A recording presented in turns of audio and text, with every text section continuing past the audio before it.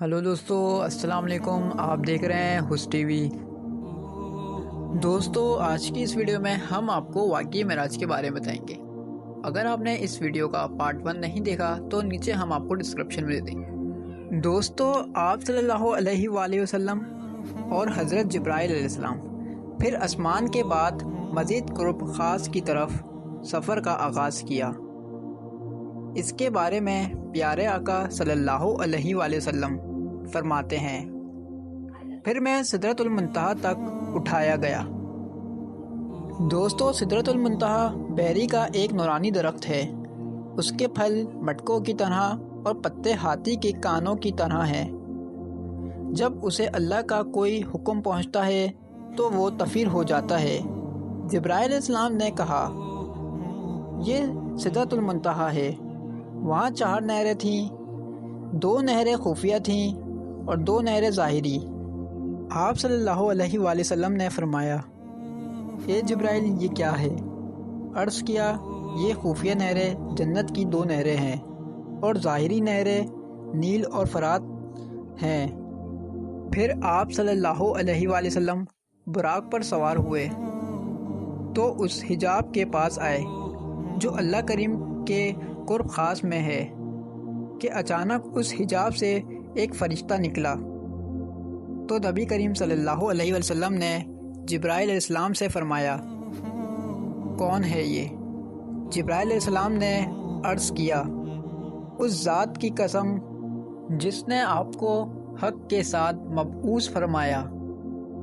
بطور مکان میں تمام مخلوق میں سب سے زیادہ قریب ہوں، لیکن اس فرشتے کو میں نے اپنی تخلیق سے لے کر اب تک کبھی نہیں دیکھا۔ یوں آپ صلی اللہ علیہ وآلہ وسلم سفر کو جاری رکھتے ہوئے ایک مقام سے دوسرے مقام تک اور ایک حجاب سے دوسرے حجاب تک چلتے گئے، حتیٰ کہ ایک ایسے مقام پر پہنچے جہاں حضرت جبرائیل علیہ السلام رک گئے۔ آپ صلی اللہ علیہ وآلہ وسلم نے فرمایا، اے جبرائیل، مجھ سے الگ نہ ہو۔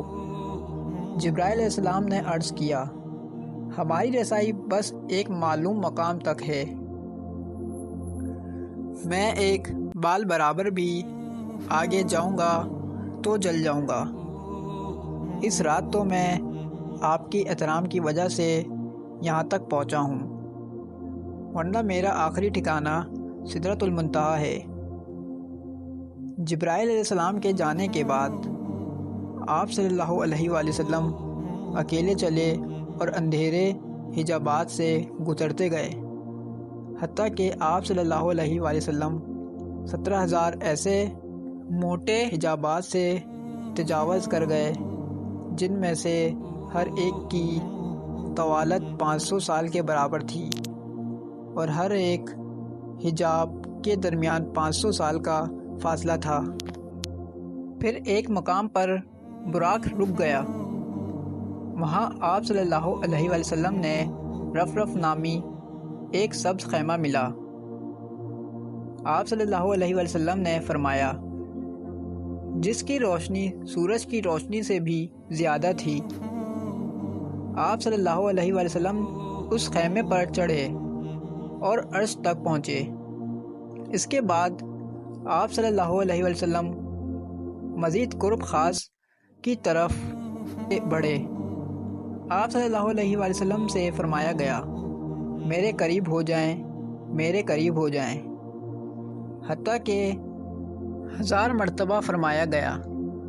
آپ صلی اللہ علیہ وآلہ وسلم ہر بار پکارے جانے پر ترقی کرتے گئے، حتیٰ کہ تنا کے مقام پر پہنچے، پھر مزید ترقی کرتے گئے تو نتا تلا کے مقام پر پہنچے، پھر مزید ترقی کرتے گئے، پھر اپنی منزل قاب قوسین اور ادنیٰ تک پہنچے، جیسا کہ اللہ پاک نے قرآن کریم میں فرمایا ہے۔ پھر اپنے رب کے قریب ہوئے۔ یہ قرب مقام و مرتبے کے اعتبار سے تھا، نہ کہ مکان کے اعتبار سے، کیونکہ اللہ پاک مکان سے پاک ہے۔ آپ صلی اللہ علیہ وآلہ وسلم وہاں پہنچے جہاں نہ زمان تھا نہ مکان، اوپر تھا نہ نیچے، نہ شمال تھا نہ جنوب، نہ مشرق تھا نہ مغرب، یہ سب نہ تھے، بس خدا کی ذات تھی اور اس کے حبیب تھے، جو قرآن و حدیث میں آیا ہے۔ اس پر ہمارا ایمان ہے۔ اس کے بعد حضور پاک صلی اللہ علیہ وآلہ وسلم نے اللہ تعالیٰ کو سجدہ کیا، کیونکہ اس مرتبے کو حضرت محمد صلی اللہ علیہ وآلہ وسلم نے فرما برداری کے ذریعے حاصل کیا تھا۔ سجدے میں خاص قرب ملتا ہے، جیسا کہ نبی کریم صلی اللہ علیہ وآلہ وسلم نے فرمایا، اپنے رب کے سب سے زیادہ قریب وہ بندہ ہوتا ہے جو سجدہ کرتا ہے۔ آپ صلی اللہ علیہ وآلہ وسلم نے اب اللہ کے دیدار کے بعد اپنی امت کے لیے نمازوں کا تحفہ لے کر واپسی کا سفر شروع فرمایا۔ جب آپ صلی اللہ علیہ وآلہ وسلم واپسی لوٹے تو حضرت جبرائیل علیہ السلام ساتھ تھے۔ حضرت جبرائیل علیہ السلام نے عرض کیا، یا رسول اللہ صلی اللہ علیہ وآلہ وسلم، بے شک آپ اللہ کی مخلوق میں سب سے بہتر اور اس کے چنے ہوئے ہیں۔ اللہ پاک نے آپ کو اس رات وہ بلند مقام و مرتبہ عطا فرمایا جہاں تک مخلوق میں سے نہ کوئی مقرب فرشتہ پہنچا اور نہ کوئی نبی ہے۔ یہ عزت آپ کے لیے ہے۔ اس کے بعد آپ صلی اللہ علیہ وآلہ وسلم کو جنت اور دوزخ کی سیر کروائی۔ اس کے مناظر آپ صلی اللہ علیہ وآلہ وسلم کو دکھائے۔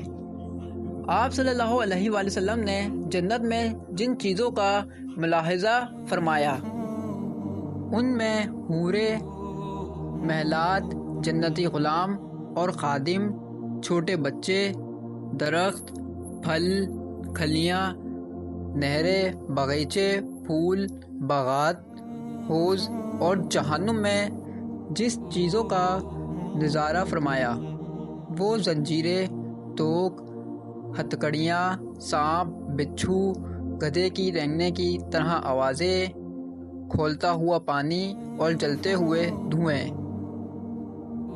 یوں آپ صلی اللہ علیہ وآلہ وسلم واپسی میں جنت اور دوزخ کو ملاحظہ فرمایا، پھر آسمانوں سے ہوتے ہوئے بیت المقدس، پھر مکہ شریف اور پھر ام ہانی کے گھر تشریف لائے، جہاں سے سفر شروع کیا تھا۔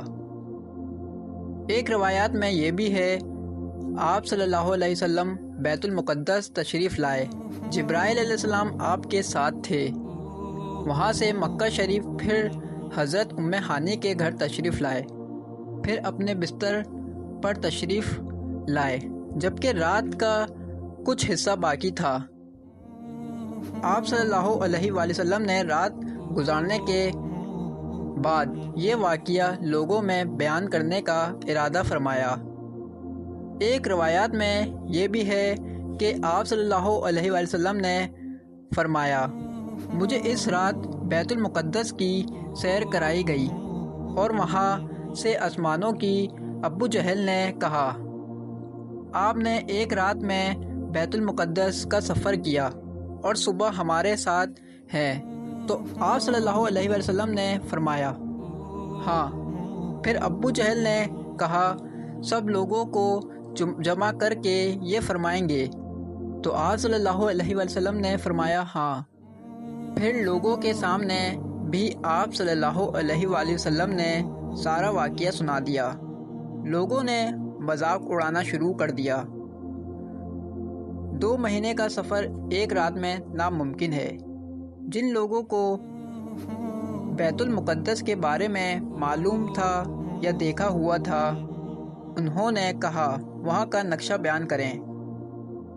آپ صلی اللہ علیہ وآلہ وسلم نے ایک ایک نقشہ بیان فرما دیا، تو جنہوں نے دیکھا ہوا تھا وہ قائل ہو گئے۔ اس کی سب سے پہلے تصدیق حضرت ابو بکر صدیق رضی اللہ تعالیٰ عنہ نے کی تھی۔ مجھے یقین ہے کہ آپ کو یہ ویڈیو بیحد پسند آئی ہوگی۔ اگر آپ کو یہ ویڈیو پسند آئی ہے تو اس ویڈیو کو لائک کریں، کمنٹ باکس میں اپنی رائے کا اظہار ضرور کریں اور ہمارے اس چینل کو سبسکرائب کریں اور نوٹیفیکیشن پہ بنے ہوئے بیل آئیکن کو ضرور کلک کریں تاکہ ہر نئی آنے والی ویڈیو آپ کو ہر وقت ملتی رہے۔